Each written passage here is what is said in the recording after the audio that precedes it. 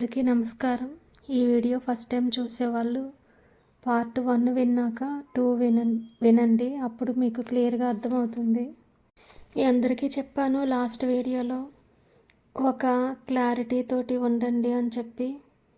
అంటే మానసిక ప్రశాంతత కోసం చేస్తున్నారా, లేకపోతే జన్మ సార్థకం చేసుకోవాలని చేస్తున్నారా? ఒక క్లారిటీకి మాత్రం ఖచ్చితంగా రండి. క్రమశిక్షణ గురించి చెప్పాను, నైబర్స్ గురించి చెప్పాను.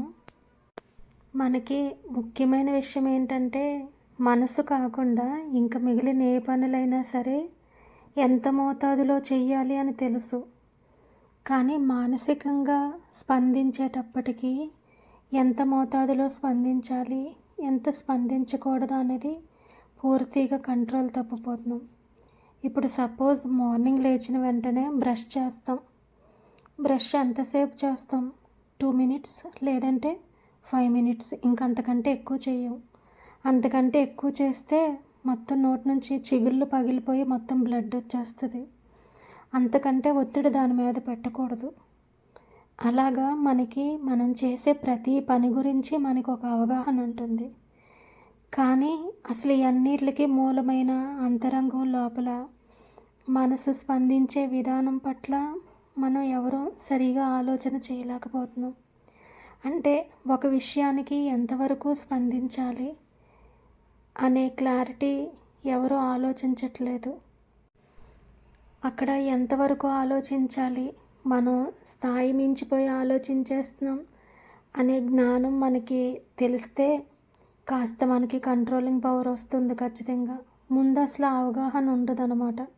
ఎప్పుడైతే అవగాహన వచ్చిందో మన ఆచరణలో కూడా మార్పు వస్తుంది. నోట్లో పెట్టుకునే బ్రష్ 2 నిమిషాల కంటే ఎక్కువగా రుద్దితే బ్లడ్ వచ్చేస్తుంది కదా. అలాంటిది ఒక విషయాన్ని 1 రోజు 2 రోజులు కాకుండా సంవత్సరాల తరబడి చింపి దాన్ని ఎక్కడికో తీసుకుపోయి మనం ఆలోచన చేస్తూ ఉంటాం కదా. అసలు ఈరోజు ఏదైనా ఒక విషయం జరిగేసరికి మార్నింగ్ నుండి నైట్ వరకు అదే పనిగా ఆలోచిస్తాం.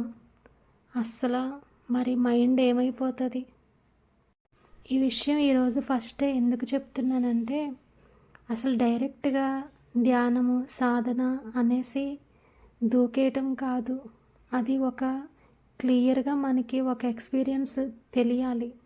అంటే భౌతికంగా చేసే ప్రతి చిన్న పనిని కూడా మనం స్టెప్ బై స్టెప్ చేస్తున్నాం. 1 2 3 4 5 అన్నట్టు జాగ్రత్తగా చేస్తున్నాం. బ్రష్, స్నానము, టిఫిన్ తినటము అన్నీ ఒక పద్ధతిలో వెళ్ళిపోతున్నాము. ఇల్లు ఊడ్చుకొని అన్నీ రెడీ చేసుకొని, ఒక బట్టలు ఉతకాలన్నా కూడా ముందు డిటర్జెంట్ వేసి నానబెట్టి కాసేపు ఆగి దాన్ని బ్రష్ కొట్టి ఉతికి, ప్రతి పని కూడా మనకి ఒక క్రమ పద్ధతిలో వెళ్తుంది. కానీ మానసికంగా వచ్చేసరికి, ధ్యానపరంగా వచ్చేసరికి ఆ క్రమ పద్ధతి తప్పుతుందన్నమాట. అంటే ఎలా పడితే అలాగా అందులోకి దూకేస్తున్నారు. అది ఎంత సెన్సిటివ్ అనేది గమనించుకోలేకపోతున్నారు. సాధన ఎందుకు చేస్తున్నాము, ఎవరి కోసం చేస్తున్నాము? ఇక్కడ చేసేటప్పుడు సాధన మనతో మనం నిజాయితీగా ఉండాలి. ఎందుకంటే ఇక్కడ మనల్ని మనం మోసం చేసుకుంటే ఎవరు నష్టపోయేది? మనమే కదా నష్టపోతాం. అందుకు ఒక ప్రణాళికతో, ఒక క్రమశిక్షణతో ప్రతిదీ క్షుణ్ణంగా ఆలోచించుకొని నిర్ణయం తీసుకొని ఒక క్రమ పద్ధతిలో క్రమశిక్షణతో చేసినప్పుడు మీకు అది రిజల్ట్ కూడా బాగుంటుంది. నేను పెట్టే వీడియోలు రోజుకు ఒక్కొక్క స్థితిలో ఉన్న వాళ్ళ దగ్గరికి వెళ్తున్నాయి ఈ యూట్యూబ్ పంపించే విధానం ప్రకారం. అంటే కొంతమంది అసలు ధ్యానం అంటే తెలియలేని వాళ్ళు చూస్తున్నారు, కొంతమంది బాగా ఎక్స్పీరియన్స్ ఉన్న వాళ్ళు చూస్తున్నారు. అంటే వీళ్ళందరి మధ్య డిఫరెన్స్ ఉంటుంది. ఒక్కొక్కరు ఒక్కొక్క స్థాయిలో అర్థం చేసుకుంటున్నారు సాధన గురించి. మొట్టమొదటగా మీరు ధ్యానం ఎందుకు చేస్తున్నారని ఒక నిర్ణయానికి రండి. మీరు నిజాయితీగా, మీతో మీరు నిజాయితీగా ఉండి క్రమశిక్షణగా చేసేటట్లయితే మొదలుపెట్టండి. మొదలుపెట్టిన తర్వాత మీకు ఏ సాధన అనుకూలంగా ఉంటుంది అని ఒక నిర్ణయానికి రండి.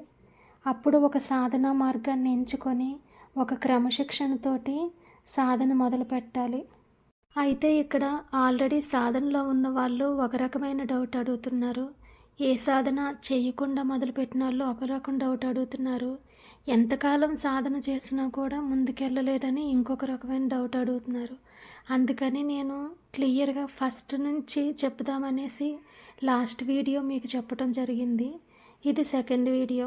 నేనేం చెప్తున్నానంటే డైరెక్ట్గా ధ్యానం చేయటానికంటే ముందు మీ మానసిక పరిస్థితి ఏంటి, శారీరక పరిస్థితి ఏంటి ఒకసారి గమనించమంటున్నాను. అంటే భోజనం చేసేటప్పుడు పాత్ర పరిశుద్ధంగా ఉందో లేదో ఎలా చెక్ చేసుకుంటామో, ప్రతి విషయంలో కూడా ప్రీ ప్లానెడ్గా ఎలా ఉంటామో, ఈ సాధన కూడా ఎలా పడితే అలా చెయ్యకుండా మనకున్న ఈ చిన్న జీవితంలో ఉన్న తక్కువ సమయాన్ని చాలా జాగ్రత్తగా ప్లాన్ చేసుకోమంటున్నాను. మీకు ఏ ఏ అలవాట్లు ఉన్నాయి, ఏమేమి అభిరుచులు ఉన్నాయి, ఎక్కువగా వేటి మీద వ్యామోహం చూపిస్తున్నారు, దేని మీద ఎంత ఉంది, ప్రతిదాన్ని గమనించుకోమంటున్నాను. చాలామంది ఏం చెప్తున్నారంటే చాలా కాలంగా సాధన చేస్తున్నా కూడా మేము ఇంకా చాలా విషయాలకి స్పందిస్తున్నాము అని. ఏది కూడా ఒక్కరోజుగా రాదు, కొద్దిగా కొద్దిగా వస్తుంది. ఇప్పుడు చిక్కగా ఉన్న పాలల్లో నీళ్లు కలుపుతూ ఉంటే కొంచెం కొంచెం నీళ్ళు పోసే కొద్దీ ఆ పాలు పలచబడుతూ ఉంటాయి కదా. అలాగే మన అంతరంగం కూడా కొన్ని విషయాలతోటి, వాసనలతోటి జడంగా తోడుకుపోయినట్లు ఉంటుంది కదా. అది మెల్లిమెల్లిగా పలచబడాలి. అది ఒక్క రోజుతో కూడా రాదు. ఏంటంటే ముందు మనం ధ్యానం చేయటం మొదలు పెట్టగానే అసలు ముందు మన మానసిక పరిస్థితి ఎలా ఉంది, మన ఆలోచనలు వేట్ల వెనకాట్ల పరిగెడుతున్నాయి, మనం ఎక్కువగా వేటిని ఇష్టపడుతున్నాము, ఎక్కువగా దేనికి స్పందిస్తున్నాము అని తెలుసుకోవాలి. ఏదైనా ఒక విషయం జరిగినప్పుడు, ఇందాక నేను బ్రష్ ఎగ్జాంపుల్ చెప్పాను కదా, బ్లడ్ వచ్చేసేలాగా బ్రష్ ఎలా చెయ్యట్లేదో, ఒక విషయాన్ని పీకి 24 అవర్స్ అదే విషయాన్ని పట్టుకొని ఆలోచన చేయకూడదు. అంటే మనం ఆలోచిస్తే సాల్వ్ అయ్యేవి కొన్ని ఉంటాయి, మనం ఏం చేసినా సాల్వ్ కానివి కొన్ని ఉంటాయి. ఆ రెండిట్లకి మధ్య ఉన్న వ్యత్యాసాన్ని మీరు గుర్తించి మీరు సాల్వ్ చేయగల వాటిని ఆలోచించవచ్చు, తప్పులేదు. కానీ మీ వల్ల కాని వాటిని కాస్త పక్కకు జరిపి మీరు కొంచెం ఎడంగా వచ్చి దానిని గమనిస్తూ ఉండాలి. ప్రతి విషయాన్ని కూడా బ్యాలెన్స్ చేయడం, తట్టుకోవడం వస్తుందని సాధనలో అని అంటారు. అంటే దానికి అర్థం ఏంటంటే మీరు ఒక విషయాన్ని 100 సార్లు గుర్తు తెచ్చుకొని బాధపడతా ఉన్నారనుకోండి, ఆ విషయం మీకు 100 సార్లు గుర్తొస్తుంటే మీరు 200 సార్లు నామం చేయండి. అంటే ఈ విషయం యొక్క బలం తగ్గిపోయేలాగా మీ సాధనని పెంచమని చెప్తున్నాను నేను. అంటే ఒకేసారిగా ఆత్మవిచారంలోకి వెళ్ళిపోవటం కానీ, లేకపోతే తీవ్రంగా సాధనలోని ఏకాగ్రత కుదరటం కానీ మొదలుపెట్టిన కొత్తలో సాధ్యం కాదు. అందుకు ముందు మీ అంతరంగాన్ని శుద్ధి చేసుకోమంటున్నాను. అంతరంగం శుద్ధి ఎలా ఉంటుందంటే నామంతో అద్భుతంగా జరుగుతుంది. చాలామంది చాలా ధ్యాన పద్ధతుల్లోని నామజపం మానసికమైనదని, నామం మొదటి మెట్టు మాత్రమేనని దాన్ని చిన్నచూపు చూస్తున్నారు. అలాంటి ప్రచారం ఉండటం వల్ల చాలామంది మేము నామం చేసే స్థాయి కాదు, డైరెక్ట్గా మెడిటేషన్ చేయగలం, మాకు ఆ కెపాసిటీ ఉందని ఒక చిన్న చూపు భావన చూస్తారు. కానీ అసలు కొండల్ని పిండి చేసే శక్తి దైవనామానికి ఉంది. కానీ అది కూడా మానసిక జపమే అని చెప్పేసి మహాత్ములు కూడా చెప్పటం జరిగింది. కానీ మీ మనసు ఉన్న గందరగోళాన్ని శాంతించి మీకు నిశ్చల హృదయం రావాలంటే మొట్టమొదట మీరు కూర్చోగానే ధ్యానంలో ఏకాగ్రత కుదరదు.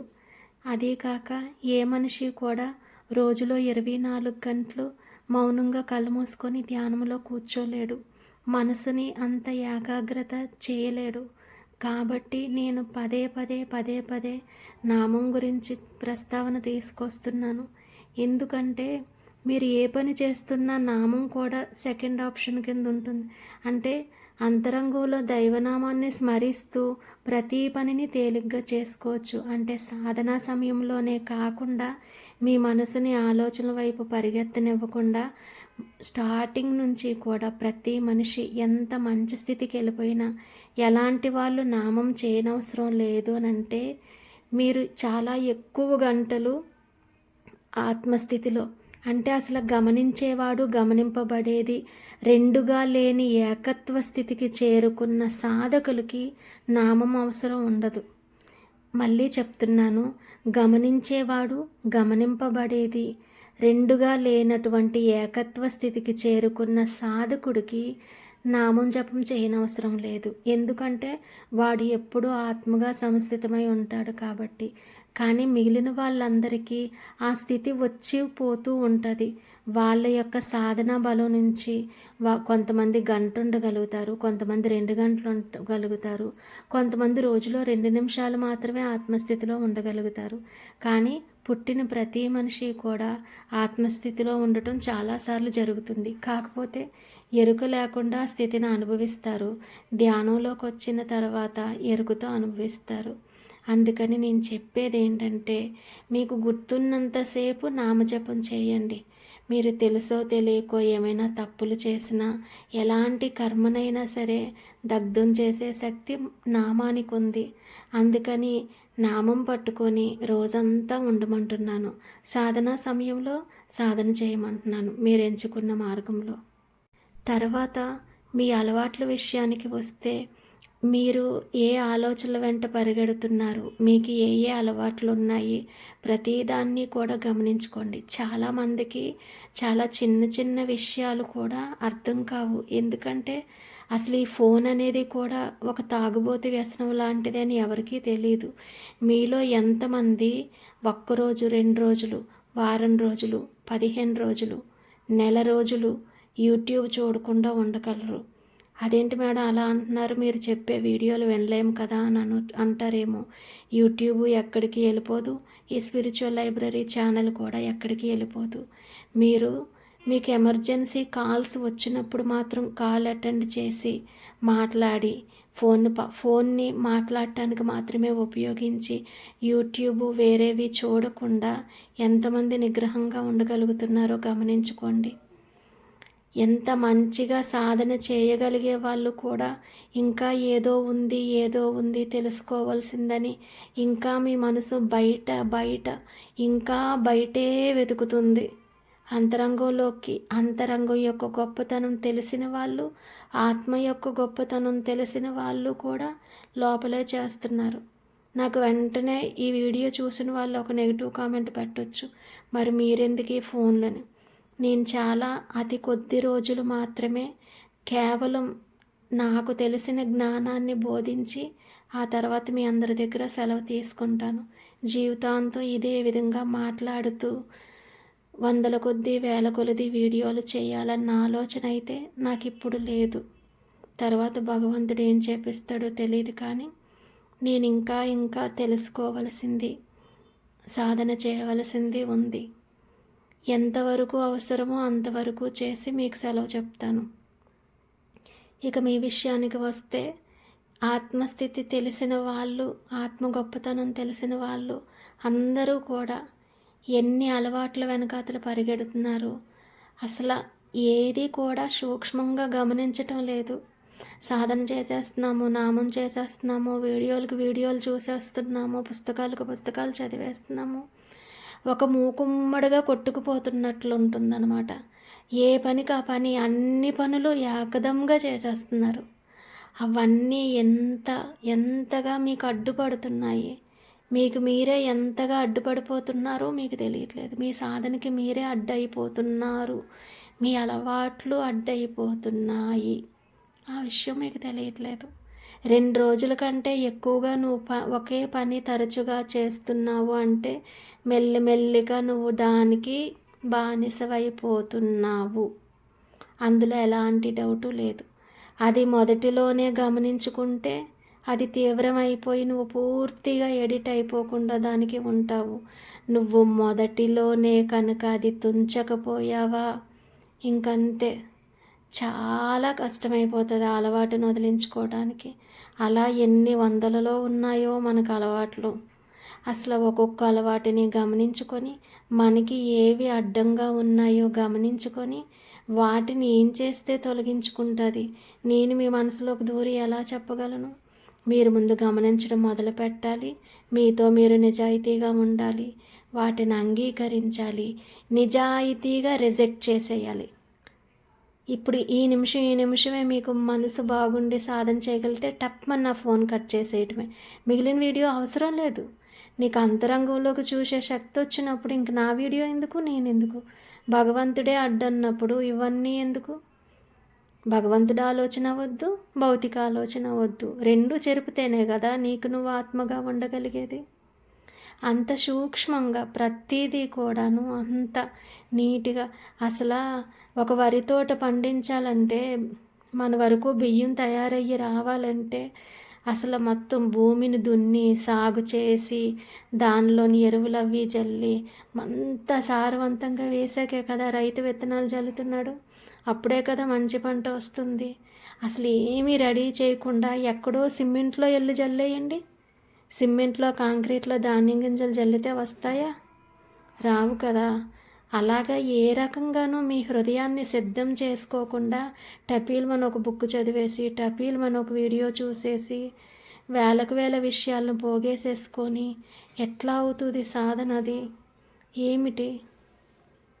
అస్సలు 6 గంటలు 8 గంటలు ఎంతో నిశ్చల హృదయంతో సాధన చేసి ఆత్మసాక్షాత్కారం పొంది తర్వాత కూడా మాయలోకి జారిపోయిన మనుషుల్ని నా కళ్ళతోటి నేను చూశాను. ఎంత కష్టపడి భౌతికమైనవన్నీ త్యాగం చేసి ఎన్నో సంవత్సరాలు సాధన చేసిన వాళ్ళు చాలా సూక్ష్మమైన విషయాల దగ్గర డౌన్ అయిపోయి పాపం మళ్ళీ కిందకు వచ్చేసిన వాళ్ళని చూశాను నేను. మళ్ళీ ఎప్పటికో కానీ వాళ్ళకి తెలియదు ఆ ఎరుక. మళ్ళీ ఎరుకొచ్చాక బాధపడి పైకి లేస్తారు. పూర్వకాలం ఎంతమంది ఋషుల యొక్క జీవిత చరిత్రలు మనం చదువుకోలేదు. ఎంత అద్భుతమైన సాధన చేసిన వాళ్ళు కూడా కింద పడిపోతారు. అసలు ఆ స్థితి వరకు వెళ్ళకుండానే మనం ముందే పడిపోతున్నాం. ఇంకెలా చేయగలుగుతాం సాధన? చిన్నపిల్లల్ని చూసారా? వాళ్ళకి ఏమీ తెలియదు, ఎందుకంటే వాళ్ళ మెదడులో సమాచారం పోగై ఉండదు. అందుకు వాళ్ళు ఎంత చురుకుగా ఉంటారంటే ఏ పని చెప్పినా టకా చేసేయగలుగుతారు. అదే ఒక పెద్దవాడికి చెప్తే ఎన్ని డౌట్లు వస్తూ ఉంటాయో. ఎందుకంటే సమాచారం, నేను చెప్పాను కదా 2 నిమిషాల కన్నా ఎక్కువ బ్రష్ చేస్తే బ్లడ్ వచ్చేస్తుంది అని. అలాగా విపరీతంగా నరాల మీద ఒత్తిడి పెట్టేసుకునే అంత విషయ సమీకరణ అన్నీ కూడా ఒక కష్టం వచ్చినా కూడా ప్రపంచంలో ఎవ్వరికీ లేనట్టు మనకే చాలా పెద్ద ఆపద వచ్చినట్లు దాని గురించి తీవ్రంగా ఆలోచన చేయటము. అసలు ఈ భూమి మీద జన్మించిన ప్రతి మనిషికి కూడా కష్టము సుఖము రెండు ఉంటాయి. ఎవ్వరూ అతీతులు కాదు. రాముడు, కృష్ణుడు, శివుడు అందరి జీవితాలు ఆ మహాత్ములు పొందిన కష్టాలు అన్నీ మానవులుగా జన్మించి భూమి మీదకి వచ్చి మనకి ప్రాక్టికల్గా చూపించారు. వాళ్ళు అనుభవించిన దాంట్లో ఇసుకరవ్వంత బాధలు మనం ఇప్పుడు అనుభవిస్తున్నాం. దానికే ఎన్నో రకాలుగా స్టేట్మెంట్లు ఇచ్చేస్తున్నాం. ఒకసారి గమనించుకోండి. ఇప్పటికే చాలా వీడియోలు వినేశారు, చాలా మహాత్ముల కథలు చదివేశారు, అన్నీ చదివేశారు. ఇంకా అవన్నీ పక్కన పెట్టి మీకు మీరు ఆత్మపరిశీలన చేసుకోండి. మీరు చాలా విజ్ఞానవంతులు. ఏం చేస్తే ముందుకెళ్ళగలుగుతారు అని మీకు గట్టిగా పట్టుదలతో ప్రయత్నిస్తే మీ ఆలోచనలు ఏంటి, మీ అలవాట్లు ఏంటి, అవి ఎంతవరకు మీకు ముందుకు తీసుకెళ్తున్నాయి, ఏ అడ్డు పడుతున్నాయని మీకే క్లారిటీ వచ్చేస్తుంది. ఎక్కడో ఉన్నాయి, నేను చెప్పలేను వాటి గురించి. ఆ క్లారిటీ తెచ్చుకొని క్రమశిక్షణ తెచ్చుకొని ఎంత వినాలో అంతవరకే విని సమస్యని ఎంత ఆలోచించాలో అంతే ఆలోచించి పీకి పాకం పెట్టకుండా దాన్ని ఒక పద్ధతిలో వెళితే కాస్త ఒక్కొక్క ఇసుక రవ్వంత పెరుగుతూ ఉంటుంది అన్నమాట. కొంచెం కొద్దిగా తగ్గుతుంది కోపం, కొంచెం తగ్గుతుంది అసూయ, కొద్దిగా తగ్గుతుంది రాగము ద్వేషము. అలా మెల్లమెల్లగా అవసరం లేనివి తగ్గుతూ అవసరమైనవి పెంచుకుంటూ ఉంటుంది. ఈలోపు మనకి ఏదైనా ఒక సంఘటన జరిగిందనుకోండి, గబుక్కుని స్పందించేస్తాం. కానీ స్పందించిన తర్వాత అయినా సరే గుర్తుకొస్తుంది కదా ఇలా చేసి ఉండకూడదని. ఇంకొంచెం సాధన పెరిగాక స్పందన సగంలో ఉండగా గుర్తుకొస్తుంది. ఇంకొంచెం సాధన పెరిగాక స్పందన రాకముందే గుర్తుకొస్తుంది. ఇంకొంచెం సాధన పెరిగాక అసలు స్పందించేవాడే ఉండడు. ఆ ఏకత్వ భావన వచ్చేస్తుంది అప్పుడు. కానీ అంతవరకు ఓపిక పట్టాలి. ఒక క్రమ పద్ధతిలో వెళ్ళాలి. సాధన జాగ్రత్తగా చేయాలి. 8 గంటల నిద్ర, కాలకృత్యాలు అనేకమైన వాటికే 10, 12 గంటలు ఖర్చయిపోతుంది. మిగిలిన సమయం అంతా ఇంటి పనులు, ఆఫీస్ పనులు. అసలు మనం ఎంత జాగ్రత్తగా ఈ సమయాన్ని ఉపయోగించుకోవాలి. 40 సంవత్సరాల తర్వాతేమో వెన్నుపూస సహకరించట్లేదు, ఆరోగ్యం సహకరించట్లేదు. అసలు ఎంత జాగ్రత్తగా ప్రణాళిక వేసుకోవాలి, ఎంత జాగ్రత్తగా మనల్ని రెడీ చేసుకోవాలి. అంత జాగ్రత్తలు తీసుకోకుండా సాధనలో ముందుకెళ్ళలేరండి. మనకి చాలా విషయాలు వదిలిపెట్టడానికి ఇష్టపడము.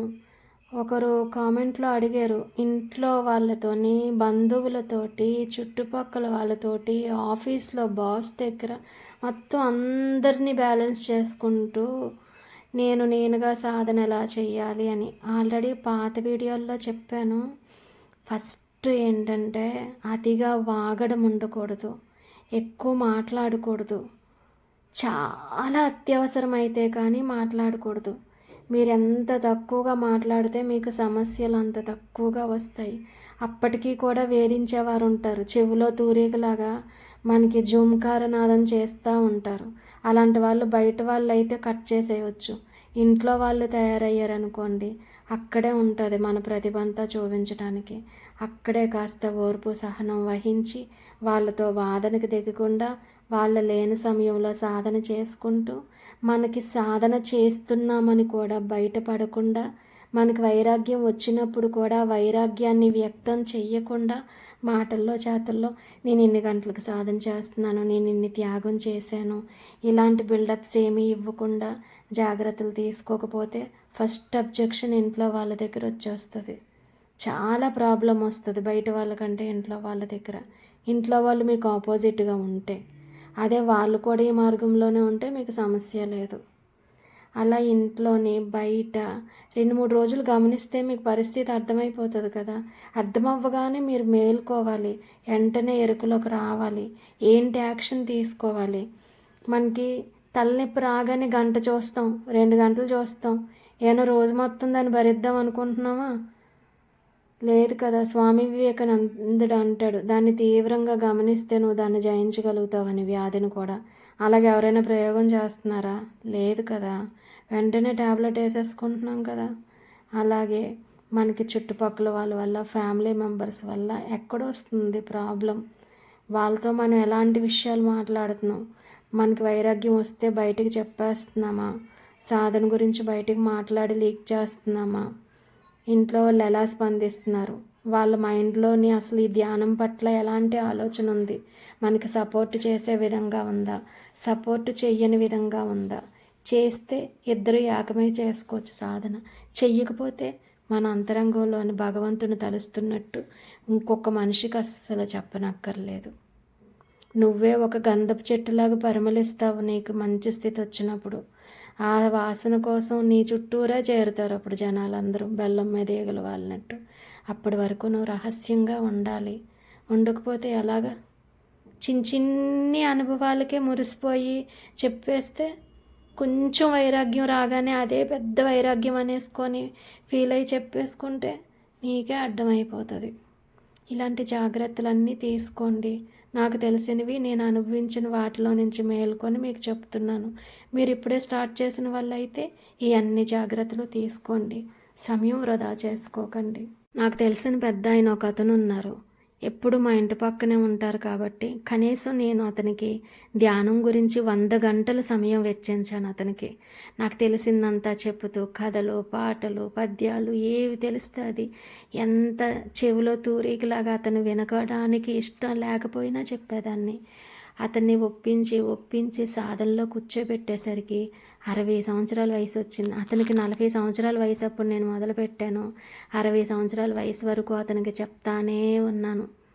ఆఖరికి ఏమైంది తెలుసా? అతను తీవ్రమైన పట్టుదలతో సాధన మొదలుపెట్టాడు.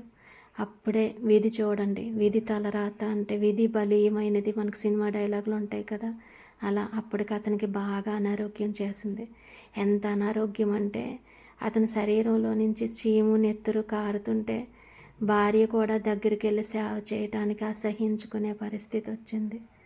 నాకైతే చాలా ఏడుపు వచ్చింది. అతని బాధ చూడలేక అతనికి మరణం వస్తే బాగున్నా అనుకునేదాన్ని అనమాట.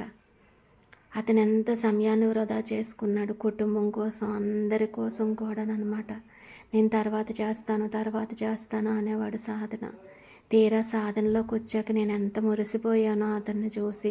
అమ్మయ్య, ఇంతకాలానికి సాధన విలువ తెలుసుకున్నాడని. 5 సంవత్సరాలు గట్టిగా చేసేసరికి అతనికి జబ్బు చేసింది.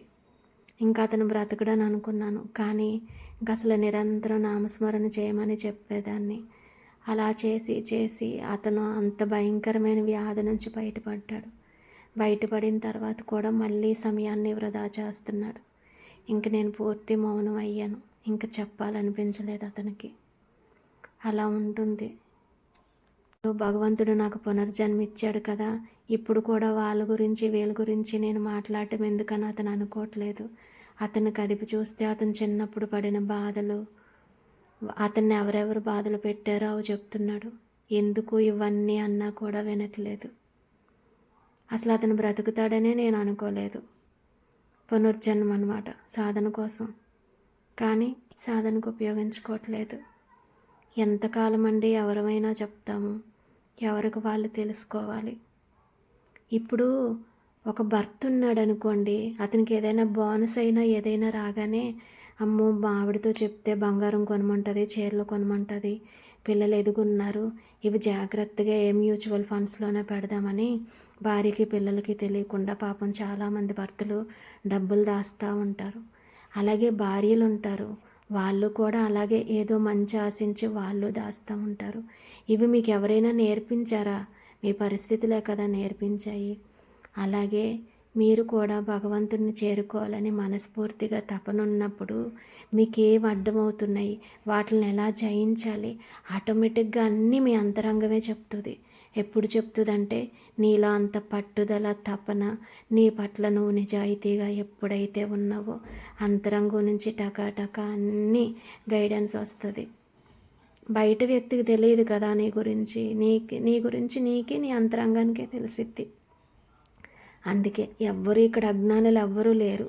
భౌతిక విషయాల పట్ల చూపించే తెలివితేటలు సాధన పట్ల కూడా చూపిస్తే నువ్వు ఆలోచనలు ఎలా అధిగమించాలి, నీ అలవాట్లు ఎలా వదిలించుకోవాలి, నీ బలహీనతల్ని ఎలా గమనించుకోవాలి, అన్నీ సూపర్గా నీకు నువ్వే ప్లాన్ చేసుకోగలుగుతావు.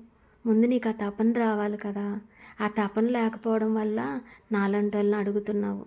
నీలో ఆ తపన వస్తే నీ అంతరంగం నుంచే నీకు ఆ శిక్షణ వస్తుంది. ప్రయత్నించు, ఇంకా గట్టిగా ప్రయత్నించు. ఏం చేస్తే దాని నుంచి బయటపడతావని ప్రయత్నించు. ప్రయత్నానికి మించింది అసలు ఇంకేమీ లేదు. నువ్వు అంత గట్టిగా ప్రయత్నిస్తే భగవంతుడే మురిసిపోతాడు. అసలు భగవంతుడు భక్తుడి యొక్క ప్రవర్తనకి దాసోహం అయిపోతూ ఉంటాడు. భగవంతుడు భక్తికి లొంగని భగవంతుడే లేడు అసలు. అందరి దేవుళ్ళు ఒక్కటే, ఏ మతము కులము ఏది లేదు. విష్ణువు, శివుడు అందరూ కూడా ఒక్కటే. నువ్వు ఏ పేరుతో పిలిస్తే ఆ పేరుతో పలుకుతాడు. నువ్వు పిలవడమే కావాలి, అంతే.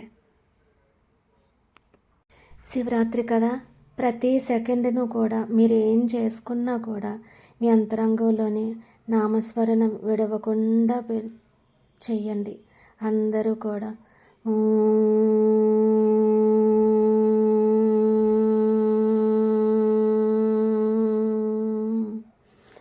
నమః శివాయ,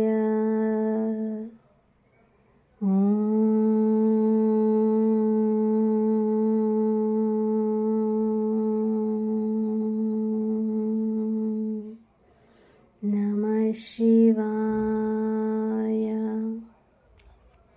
ఎవ్వరూ కూడా ఒక్క సెకండ్ కూడా వేస్ట్ చేసుకోకుండా శివరాత్రి మొత్తం, శివరాత్రే కాదు ప్రతిరోజు ప్రతి సెకండ్ని కూడా శివరాత్రి లాగే మంత్రజపంతో మీ మనసుని శుద్ధి చేసుకొని ఆ తర్వాత విత్తనాలు చల్లండి. ఏంటి సంకల్పంతో అప్పుడు బాగా సాధన చేసుకోండి. అందరూ కూడా సమయాన్ని సద్వినియోగం చేసుకోండి. ఇప్పుడు నేను చెప్పిన పెద్ద ఆయన లాంటి పరిస్థితి మీలో ఎవ్వరికీ రాకూడదని నేను ఆ పరమేశ్వరుణ్ణి మనస్ఫూర్తిగా కోరుకుంటున్నాను.